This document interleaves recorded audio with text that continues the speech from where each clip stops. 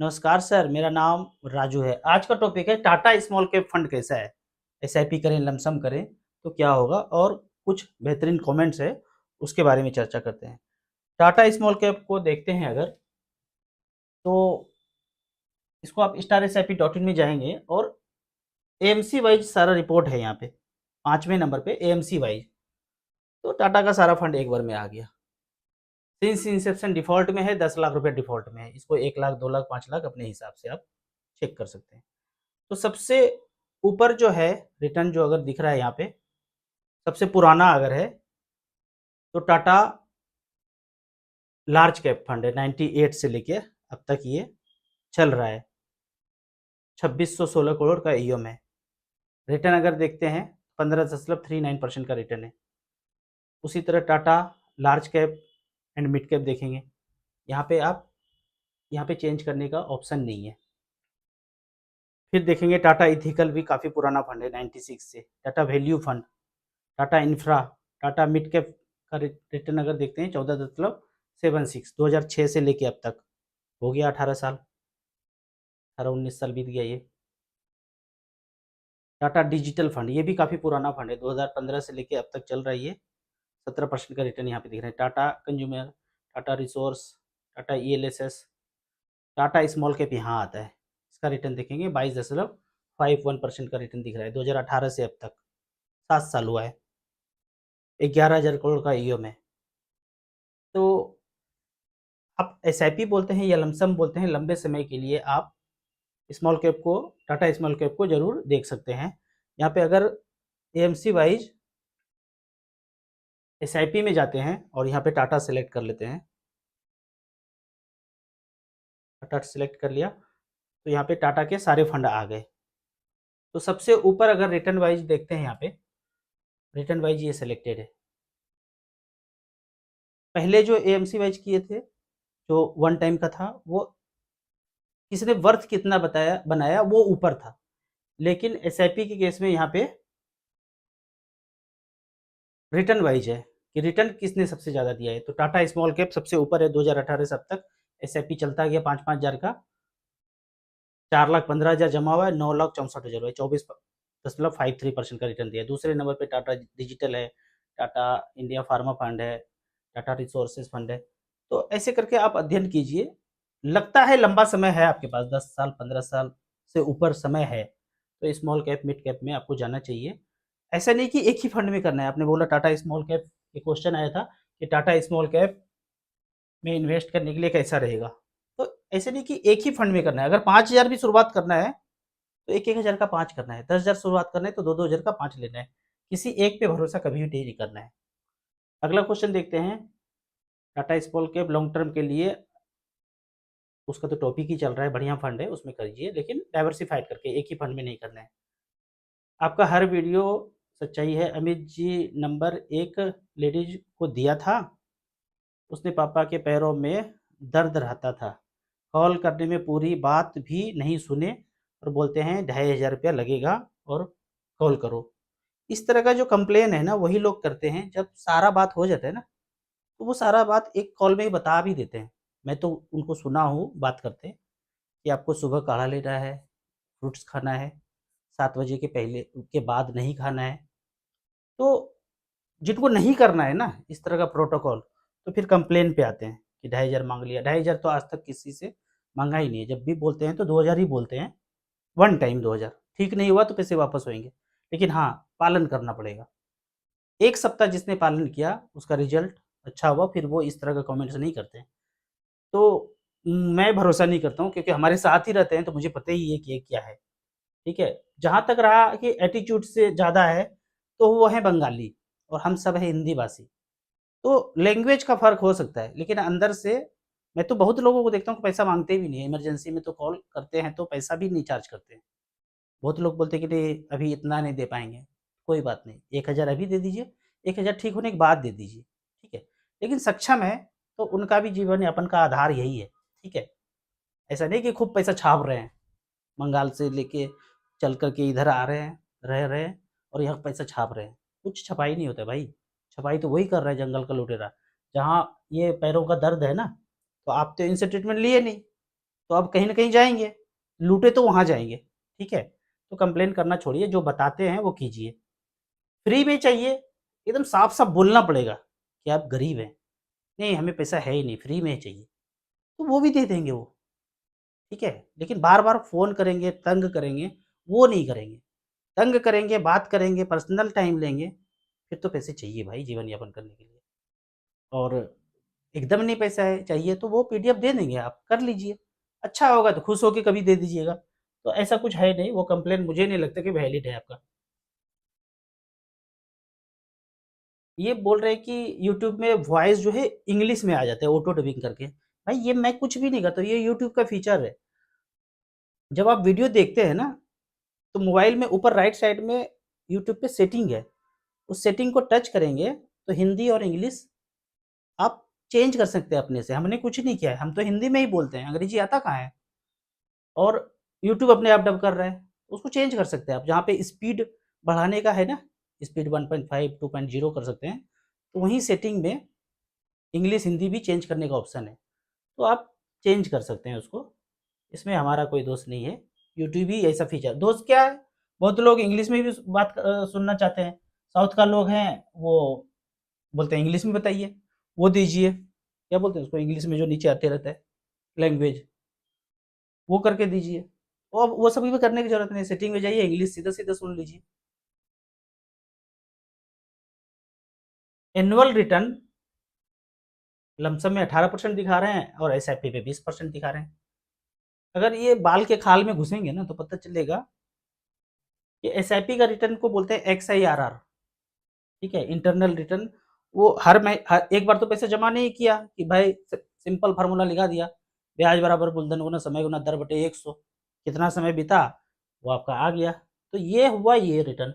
और एसआईपी में हर महीने जा रहा है, तो लास्ट के महीने में जो पैसा गया उसके वजह से ये आपको ऊपर नीचे रिटर्न दिखता है। 1-2%, 1.5% का रिटर्न चेंज होएगा लंबे समय में, क्योंकि आप पैसा हर महीने करके देते जा रहे हैं। तो इसीलिए ये आपको लमसम में और एसआईपी के रेट में 1.5 से 2% का अंतर आपको आएगा, हमेशा आएगा। कौन-सा ज़्यादा हो जाएगा, कौन-सा कम हो जाएगा, तो इस पे आप ये समझिए कि अगर मार्केट डाउन है पिछले 1 साल में, तो ये रिटर्न कम हो सकता है, दिखा सकता है। और बढ़ा-बढ़ा ही है, तो ये ज़्यादा दिखाएगा, ये कम दिखाएगा। और 1 साल में कम है, तो बहुत से केस में आप देखेंगे कि ये वाला तो कम दिखेगा और ये वाला ज़्यादा दिखेगा। कोई सीधा-सीधा गणित नहीं है। अगला क्वेश्चन देखते हैं, 1 करोड़ इन्वेस्टमेंट किसमें करना चाहिए लमसम और एसआईपी? पहली बात तो जिनके पास 1 करोड़ है, ये इस तरह का कमेंट्स पूछेंगे नहीं, पक्का। फिर भी मैं मान लेता हूँ कि मैं गलती से पूछ ही दिया। 1 करोड़ इतना पसंद है हमारा चैनल कि आपने इतने-इतने बड़े-बड़े लोग भी देख रहे हैं। तो 1 करोड़ रुपया पहले तो मुश्किल है बताना, क्योंकि बड़ा इन्वेस्टमेंट है तो कॉल करके बाकी चीज़ भी देखा जाता है कि आपके पास एसेट कितना है, इनकम कितना है, बच्चे कितने हैं, क्या वो सेट हो गए हैं? मतलब रिस्क देखना है कि रिस्क कितना ले सकते हैं। तो फिर भी मैं ये मान के चलता हूँ कि आप कुछ भी नहीं किए हैं और पहली बार कर रहे हैं। तो इसके लिए हम हमेशा ही बोलते हैं कि बैलेंस कैटेगरी में 14 नंबर पे आप जाएँगे, बैलेंस कैटेगरी आपको फंड दिखेगा। 1 करोड़ रुपया रखा, जब ज़रूरत नहीं है तो रुक जाइए, ज़रूरत है तो 60,000 रुपए पर मंथ पेंशन ले सकते हैं, नहीं ज़रूरत है 1-2 साल के बाद रुक करके ले सकते हैं। तो 1 करोड़ यहाँ रखा और 60-60 हज़ार रुपया एसडब्ल्यूपी करना शुरू किया। पिछले 10 साल का ये रिकॉर्ड बताता है कि आईसीसी इक्विटी इन डेट है, क्वांट एग्रेसिव है, कोटक है, इसको हम एयूएम वाइज़ में चेक पहले सेट कर लेते हैं। जिसका एयूएम सबसे ज़्यादा है वो ऊपर आ जाएगा। तो एसबीआई इक्विटी हाइब्रिड है। यहाँ पे 1 करोड़ रखा और 60-60 हज़ार रुपया लिया 2015 से अब तक। तो विथड्रॉ कर चुके हैं कितना? विथड्रॉ कर चुके हैं 72 लाख और बैलेंस बचा हुआ है 1 करोड़ 79 लाख, 12.1% का रिटर्न है। इसी तरह आईसीसी का रिटर्न चेक कीजिए, एचडीएफसी का चेक कीजिए कि एचडीएफसी से में भी सेम 1 करोड़ रखा और 60-60 हज़ार लिया तो 72 हज़ार ले लिया और बैलेंस बचा 1 करोड़ 82 लाख। एक फंड और यहाँ पे जोड़ना चाहिए, मैं कभी उस फंड के बारे में चर्चा करता नहीं था, लेकिन एक फंड अच्छा मिला है मुझे, बहुत पुराना फंड है। फंड 15 नंबर कैटेगरी में, वो 14 नंबर पे था बैलेंस कैटेगरी में। तो पेंशन के लिए एक फंड ये भी ऐड जरूर करना चाहिए। फंड का नाम है ICC prudential multi asset fund, 2002 से शुरू है। तो अब तक कितना हो गया, 23 साल बीत गया। 10 लाख रुपए वन टाइम इन्वेस्ट किया तो वैल्यू समझ में नहीं आएगा, इतना फिगर है 7 करोड़ 70 लाख, 20.92% का रिटर्न यहाँ पे दिया है। तो इस फंड को, मल्टी एसेट फंड को थोड़ा सा और गहरे में देखते हैं कि क्या क्या क्या है इसमें। पिछले 1 साल का रिटर्न अगर देखते हैं तो लगभग 8-9% का रिटर्न यहाँ पे दिया है। अगर स्मॉल कैप का बात करें, जो जैसा कि मैं हमेशा स्मॉल कैप बोलते रहता हूँ, 3 साल का बात करें तो 19.19% का रिटर्न दिया है इसने, मल्टी एसेट फंड आईसीसी का। अगर मैं स्मॉल कैप का हमेशा बात करता हूँ तो स्मॉल कैप ने पिछले 1 साल में 2.53 ही रिटर्न दिया है। अगर 3 साल का बात करते हैं तो 3 साल में 28% का रिटर्न दिया है। लेकिन 1 साल में तो अच्छा रिटर्न दिया है ना multi asset fund small cap की तुलना में। आप large cap, mid cap, multi cap, flexi cap, इससे आप तुलना कीजिए। होमवर्क है कि दूसरे से तुलना कीजिए कि आईसीसी मल्टी एसेट फंड ने क्या किया। तो इसका नाम मल्टी एसेट क्यों है, क्योंकि ये हर इक्विटी में, डेट में, लिक्विड में और गोल्ड वगैरह में भी अलग अलग एसेट क्लास में भी पैसा डालते हैं। कितना क्या डालते हैं तो ये यहाँ पे दिया हुआ है, चेक करेंगे। यहाँ पे स्मॉल कैप में मात्र 5% ही एलोकेशन है। एलोकेशन को हमेशा फिक्स नहीं बोल सकते हैं, ये चेंज भी होते रहता है। अभी ज़्यादा मार्केट वोलेटाइल है तो फंड मैनेजर ने ऐसा डिसीजन लिया कि भाई स्मॉल कैप में थोड़ा कम है। अदर्स, अदर्स बोले तो यहाँ पे 25% का है। अदर्स में गोल्ड भी हो सकता है, लार्ज कैप भी हो सकते हैं। फिर यहाँ पे लार्ज कैप है 50% तक है, मिड कैप में 10% है। तो इसके अंदर आप देखेंगे तो गोल्ड में भी यहाँ पे इन्वेस्टमेंट है। नॉर्मली इक्विटी फंड गोल्ड में इन्वेस्ट नहीं करते हैं, चूंकि ये मल्टी एसेट फंड है तो अलग अलग एसेट क्लास में ये पैसा लगा रहे हैं। तो इस फंड को एचडब्ल्यूपी के तौर पे जरूर ऑप्ट करना चाहिए। मल्टी एसेट फंड को मार्केट ऊपर नीचे ज़्यादा कर रहा है, स्मॉल कैप में रिस्क ज़्यादा है तो इसमें जरूर इन्वेस्ट करने का सोच सकते हैं। 3 तो 14 नंबर कैटेगरी में ले लेंगे, एसबीआई, एचडीएफसी, आईसीसी। चौथा जो है आईसीसी मल्टी एसेट फंड को जोड़ सकते हैं। अगले क्वेश्चन की तरफ चलते हैं।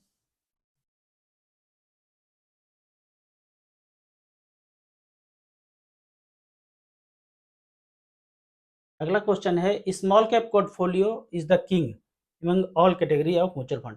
देखिए ये किंग तभी है जब आपके पास टाइम है लंबे समय के लिए, तभी आपको अच्छा रिटर्न अभी दे रहे हैं तो आपको लगता है कि अच्छा है। लेकिन 2-3 साल मार्केट डाउन रहा तो इससे सब भागने लगेंगे, और भागना नहीं है, समझ के करेंगे तो आप बने रहेंगे इसमें। बोल रहे हैं PPF, PP provident fund, PP is still good fund. मुझे लगता है ये पराग पारिक के बारे में बात कर रहे हैं, तो ऐसे कैसे बताऊं प्रोविडेंट फंड पीपी मतलब पराग पारिक ही होगा। ये क्वेश्चन क्लियर नहीं है तो इसको हम लेते नहीं है, समझ नहीं आ रहा है मुझे किसके बारे में बोल रहे हैं। अगर तो प्रोविडेंट फंड है तो पीएफ लिखा होता, प्रोविडेंट फंड तो होता नहीं, तो ये पता नहीं क्या लिखे हैं। मेरा नाम विकास है, मेरा एज 21 साल है। मेरा क्वेश्चन है कि मैं जल्द से जल्द 1 करोड़ कैसे बनाऊं। 10 से 15 हज़ार रुपया इन्वेस्टमेंट करने का प्लान है हर महीने। तो कौन सा MF, ETF, stock, bitcoin invest कहाँ करें, एग्रेसिवली रिटर्न दे सकता है 10 से 13 साल में। पहली बात, जब ये आप क्वेश्चन पूछते हैं ना कि कहाँ लगाऊं, ईटीएफ में लगा दूं, स्टॉक में लगा दूं, बिटकॉइन में लगा दूं, इसका मतलब स्टॉक में तो बिल्कुल नहीं जाना है। कुछ नहीं पता है जिनको, जो एक्सपर्ट है वो करते रहे, वो पूछते भी नहीं है। आप यदि पूछ रहे हैं तो कुछ भी नहीं पता है, आपको म्यूचुअल फंड में ही जाना है। Small cap, micro cap, aggressively जाना है तो स्मॉल कैप, माइक्रो कैप में जाना है। बाकी इसमें पचड़े में पड़ना ही नहीं है, क्योंकि जो पैसा आप बचा रहे हैं ना वो भी खत्म होने का यहाँ चांस ज़्यादा है, और यहाँ पे वेल्थ क्रिएशन का चांस ज़्यादा है। तो समझ बूझ करके थोड़ा और वीडियो देखेंगे तो क्लियरिटी आएगा। आप इसी तरह से कमेंट सेक्शन में क्वेश्चन पूछते रहिए। कुछ लोग पहली बार म्यूचुअल फंड का वीडियो देख रहे हैं तो एसेट प्लस का ऐप है, वहाँ जाके मिनिमम 500 रुपये का एसआईपी शुरू कीजिए एसबीआई स्मॉल कैप में। फिर जब ज़्यादा समझ में आए फिर ज़्यादा पैसे धीरे-धीरे करके इन्वेस्ट कीजिए। जैसे प्लस का ऐप पे जाके कर सकते हैं। कुछ ज़रूरत हो, कुछ और क्वेश्चन हो तो डायरेक्ट आप इस पे कॉल और व्हाट्सएप कर सकते हैं। आपको याद दिला दूँ, मैं एक MP registered mutual fund distributor हूँ। आप इसी तरह से कमेंट सेक्शन में क्वेश्चन पूछते रहिए। वीडियो अच्छा लगता है तो लाइक शेयर कीजिए। Thank you.